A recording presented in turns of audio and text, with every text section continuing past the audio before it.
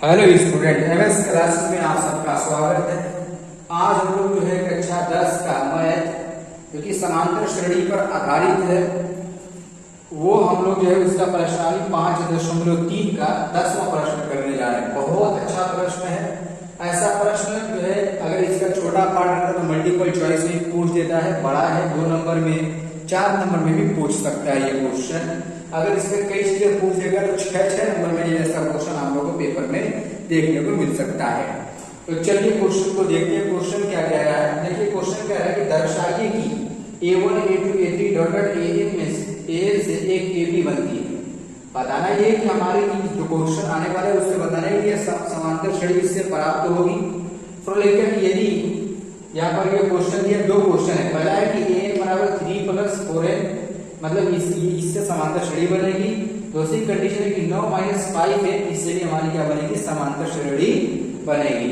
इतना क्वेश्चन में क्या है, फिर लेकर कि साथ ही प्रत्येक स्थिति में 15 पदों का योग भी ज्ञात करना है। मतलब करेंगे कि अगर दोनों क्वेश्चन का, इसका भी और इसका भी, दोनों क्वेश्चन का इसी के साथ साथ 15 पदों का योग भी हम लोग क्या करेंगे, ज्ञात करेंगे। अब देखिए सबसे पहले हम पहला वाला क्वेश्चन को हल करते हैं। देखिए यहाँ पर समांतर श्रेणी बनाना है। क्वेश्चन कह रहा है पहली कंडीशन में कि AN बराबर 3 + 4n, ये क्वेश्चन कह रहा है। तो यहां से सबसे पहले हम लोग क्या करेंगे कि n का मान रखेंगे। n बराबर 1, n बराबर 2, n बराबर 3, इस तरीके से हम लोग रखेंगे। तो n का मान जब 1 रखेंगे तो हम लोग A1 यानी प्रथम पद मिल जाएगा। A1 बराबर हम लोग कितना रखेंगे, 3 + 4 × 1। अब जरा यहाँ बताइए कितना रखेंगे, 3 + 4 बराबर कितना हो गया, 7 हो गया।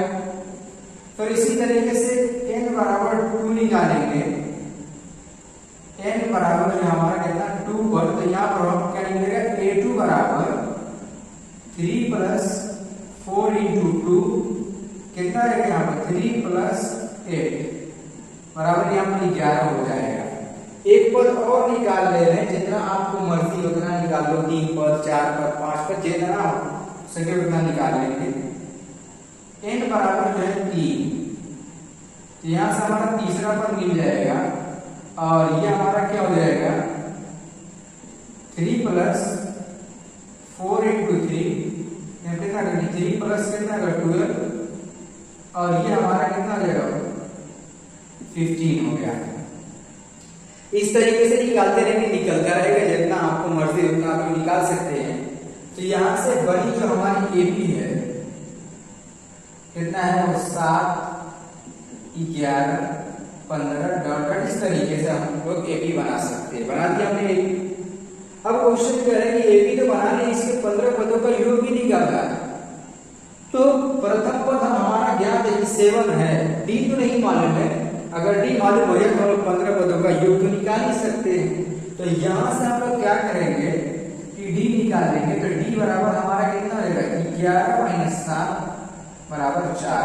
देखिए ये AP है, इसमें से घटाने पर 4 आएगा, इसमें से घटाने पर 4 आएगा, और निकालेंगे आगे। यहाँ पर दे देगा 4 तो 4 × 16, 16 3 × 19, इससे 15 घटाएंगे तब भी आपको कितना आएगा, 4 आ जाएगा।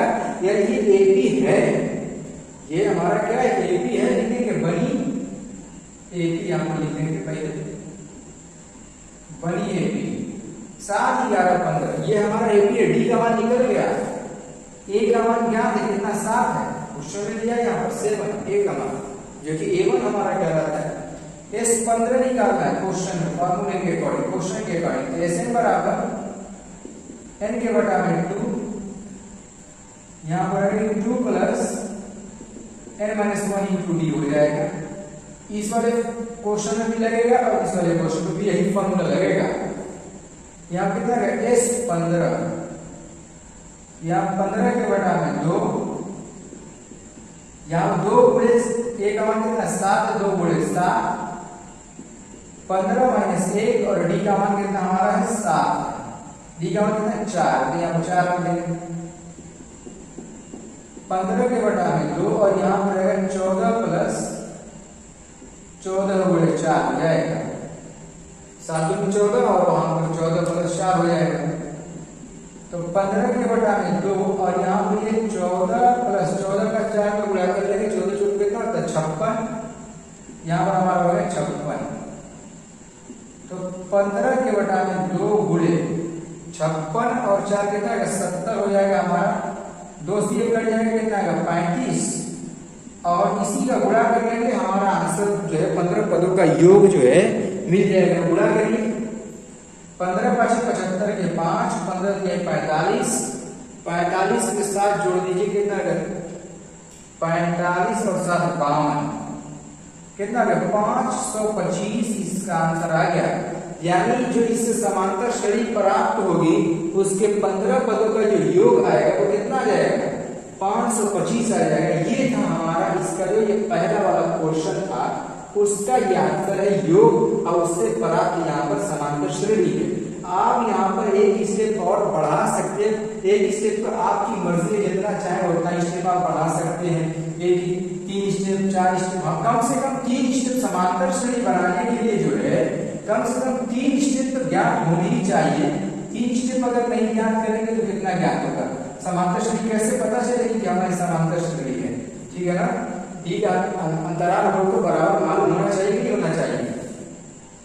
अब देखिए इसका जो दूसरा वाला क्वेश्चन है, ठीक है, कि a बराबर 9 - 5n ये दिया है, तो हम लोग क्या करेंगे कि n का मान रखेंगे, n बराबर कितना 1, यहाँ पर a1 बराबर 9 - 5 × 1 यानी 9 - 5 बराबर कितना हो जाएगा, तो 9 - 5 बराबर हम लोग को मिल गया 4।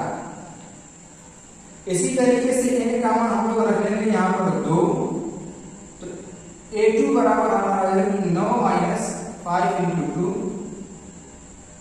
अब यहां से देखो ये कितना हो जाएगा 9 - 10 बराबर -1 हो जाएगा। फिर इसी तरीके से n का मान जो हम लोग कितना रख लें 3 रख लें, तो यहाँ पर a3 बराबर कितना आएगा कि 9 - 5 × 3, तो यहाँ पर 9 - 15 बराबर -6 हो जाएगा। अगर आप लोगों को a4 भी निकालना है तो यहाँ पर निकाल सकते हैं, कोई दिक्कत नहीं है। a4 बराबर यहाँ पर कितना आएगा कि 9 - 5 × 4, यहाँ पर अगर 9 - 5 × 20 बराबर -11 हो जाएगा। अब देखो यहाँ पर जो बनी एपी है, जो एपी बन रही है वो कितनी है 4 - 1 -6 -11 डॉट, इस तरीके से हम लोग को एपी प्राप्त हो जाएगी। एपी तो मिल गई, यहां से हम लोग को प्रथम पर 4 निकालना है, S15 निकालना। इस क्वेश्चन में भी हम लोग को क्या निकालना है S15 निकालना, जैसा कि क्वेश्चन में बोला है वही करना है। तो यहां से हम लोग को एपी तो मिल गई, समांतर श्रेणी तो प्राप्त हो गई, दर्शाइए कि समांतर श्रेणी, हाँ बिल्कुल समांतर श्रेणी है। आप देखिए सबका अंतराल बराबर बराबर है, तो समांतर श्रेणी तो है ही। वैसे ऐसा क्वेश्चन मैक्सिमम क्वेश्चन समांतर श्रेणी में ही दिया रहता है। तो यहां से हम लोग को ए जो है वो कितना मिल गया 4, डी भी आप लोग निकाल लीजिए, डी का मान कितना आएगा -1 फिर -4 कितना होगा -5 हो जाएगा। यानी डी का मान हम लोग को मिल गया -5 और ए का मान मिल गया कितना 4 मिल गया। इस तरीके से जो है हम लोग को ए और डी का मान मिल गया। अब इसी फॉर्मूले का बताइए प्रयोग करेंगे तो S15 हमारा निकल जाएगा यहाँ से, क्या मुश्किल है यहाँ से बताइए। अब देखो मान रखते हैं S15 बराबर यहाँ पर 15 के बटा में 2। देखो करना कुछ नहीं है, बस ए और डी का मान इससे बदल गया, पिछला जो भी लगाया पहला वाला पार्ट उसको उस तरीके से करना है। तो ए का मान कितना 4 है, तो यहाँ पर रहेगा 2 × 4 प्लस 15 - 1 और डी का मान कितना -5 है, तो ब्रैकेट लगा करके -5 कर लेंगे बस। 15 2 से कटेगा नहीं, इसको छोड़ देंगे और यहाँ पर 4 दूनी कितना हो जाएगा हमारा 8 फिर प्लस यहाँ पर है 14 × -5, तो 15 के बटा में 2, यहाँ पर हो गया 8 और यहाँ पर देखो प्लस और माइनस का गुणा करेंगे माइनस हो जाएगा 14 5 कितना होता है हमारा 70 होता है, यहाँ पर 70 हो जाएगा। अब देखिए यहाँ पर जो S15 आने वाला है वो क्या हो जाएगा कि 15 के बटा में 2 गुणे -62 हो जाएगा। अब ये 2 से कट रहा है, 2 एकम 2, 2 तिहाई 6, 2 एकम में 2 हो जाएगा ना। तो इस 15 हमारा देखो कितना निकलेगा, 15 एकम में 15 के 5 और कितना बचा, 1 बचा, तो 15 ये 45 और 1 कितना जाएगा 46। लेकिन आंसर हमारा किस में आएगा, माइनस में आएगा। क्यों माइनस में आएगा, क्योंकि जरा यहाँ पर देखिए माइनस का चिन्ह लगा है कि नहीं लगा है। जब यहाँ पर माइनस का चिन्ह लगा है तो यहाँ पर भी माइनस में ही आंसर आएगा। इस तरीके से हम लोग जो है इसमें 15 पदों का योग ज्ञात कर लेते हैं। अब देखिए क्वेश्चन में क्या मुश्किल था, मुश्किल कुछ नहीं था, बस हम लोग को क्वेश्चन ऐसा दे दिया कि इसमें समांतर श्रेणी पहले बनाना है, बनाने के बाद हम लोगों को ज्ञात करना है। तो यहाँ पर वही काम किया गया, पहले समांतर श्रेणी बनाई गई N1 ऐसा क्वेश्चन हम लोग को मल्टीपल चॉइस भी दे देगा। ऐसा अगर क्वेश्चन लिख दिया कहेगा कि इसका 10वां पद ज्ञात करना, तो क्या करेंगे, जहां जहां वहां हमारा 10 रख देंगे, हमारा 10वां पद मिल जाएगा। अगर an के रूप में है तब an के रूप में अगर इस तरीके से क्वेश्चन दे दे और क्वेश्चन में 5वां पद निकाले तो n का मान 5 रख देंगे, 8वां पद निकाले n का मान 8 रख देंगे। और देखो इसमें तो क्वेश्चन में सीधे सीधे कर देगा इससे समांतर श्रेणी बनाएंगे। तो हमने क्या किया कि इससे समांतर श्रेणी बनाया, पहले यहाँ पर दर्शाइए कहा था। तो आप लोग यहाँ पर क्या कर सकते हैं, डी का मान निकाल के चेक कर सकते हैं, सब जगह सामान्य समांतर श्रेणी है। और ऐसा क्वेश्चन समांतर श्रेणी ही रहता है, क्वेश्चन पेपर में जब दिया रहता है कि ऐसा क्वेश्चन आपको समांतर श्रेणी ही रहता है, ये याद रखिएगा। तो हमने समांतर श्रेणी को दर्शा दिया, समांतर श्रेणी को दर्शाने के बाद कहा था कि योग भी ज्ञात कर दिए इसका, तो हमने योग भी ज्ञात कर दिया। योग हमारा आप किताब में आंसर ले लीजिए, आंसर बिल्कुल हमारा सही है। इस तरीके से लगाएंगे तो क्वेश्चन नंबर 10 में 2 क्वेश्चन था, दोनों क्वेश्चन इसी प्रकार से लगेगा।